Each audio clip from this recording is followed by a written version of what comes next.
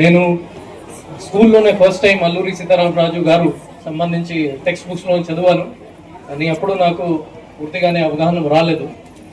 నాకు last 3 to 4 years నుంచి ఇక్కడ మన్యం ప్రాంతంలోనే డ్యూటీ చేసుకుంటున్నాము. పాడేరు కావచ్చు, నర్సీపట్నం, ఇప్పుడు Anakapalli. Now I'm understanding what truly a great man Alluri Sitaramaraju గారు వాస్. మనకి చిన్న వయసు నుంచి అతని పబ్లిక్ వెల్ఫేర్ కోసం ఆలోచించడం, plus we came from economically decent family.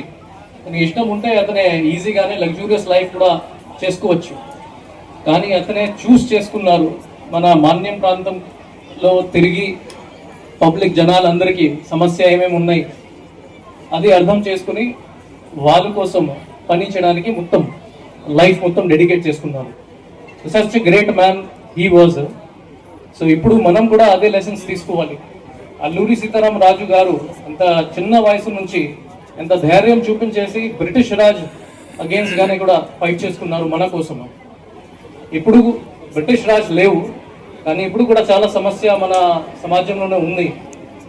Police పరంగా మనం చూసుకుంటే కృష్ణదేవిపేట, గోలుగొండ, నర్సీపట్నంలో గాంజాయి విషయం, క్రైమ్ అగేన్స్ట్ ఉమెన్, అది కూడా ఒక సీరియస్ ఇష్యూస్ మన అనకాపల్లి జిల్లాలో.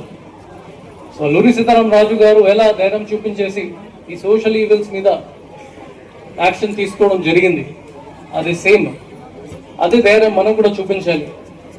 ప్రస్తుతానికి మీకు గొర్రెల్లా వార్ఫేర్ చేయడానికి ఏం అవసరం లేదు, కానీ రెవెన్యూ డిపార్ట్మెంట్, గవర్నమెంట్, పోలీస్ మీకోసం 24/7 పని చేసుకుంటారు. మీరు కూడా ఎక్కడైనా మీకు ఈ అన్యాయం కనిపిస్తే, క్రైమ్ అగేన్స్ ఉమెన్ కనిపిస్తే వెంటనే మీరు పోలీస్కి ఇంటిమేట్ చేసుకోవాలి, హెల్ప్ చేసుకోవాలి. ఇప్పుడు స్పీకర్ గారు కూడా ఎస్ఐ కేడిపేట తరకేశ్వరరావు గురించి బాగానే మాట్లాడారు.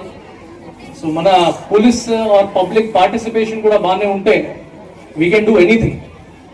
సో మన పోలీస్ తరపు నుంచి zero tolerance against these drugs, గాంజాయి, క్రైమ్ అగేన్స్ట్ ఉమెన్. అది మనం సేమ్ ఆబ్జెక్టివ్స్ అల్లూరి సీతారామరాజు గారు ఏదైనా మనకి ఇవ్వడం జరిగింది, అదే మనకి ముందు తీసుకుని వెళ్ళాలి. అది మన అభిప్రాయం.